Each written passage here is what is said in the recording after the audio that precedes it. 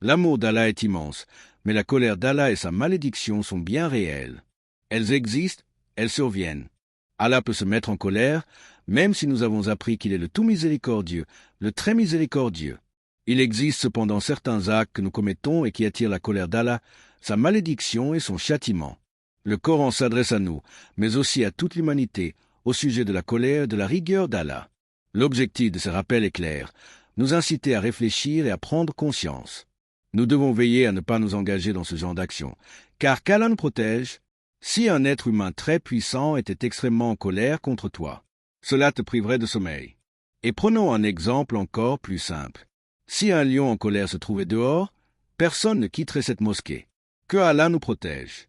Nous sommes prêts à craindre un animal, mais nous ne sommes pas prêts à craindre le Créateur de toute la création. Que Allah nous sauve de l'hypocrisie.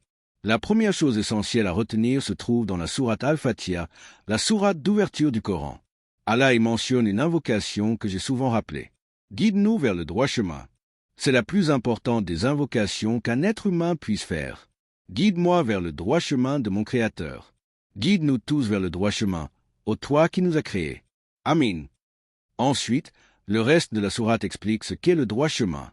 C'est le chemin de ce qu'Allah a comblé de ses faveurs. Les prophètes, les messagers et ceux qui croient accomplissent de bonnes œuvres.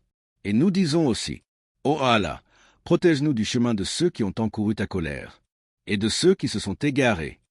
Ainsi, la signification du droit chemin est clairement mentionnée dans la même sourate, que nous récitons de nombreuses fois chaque jour.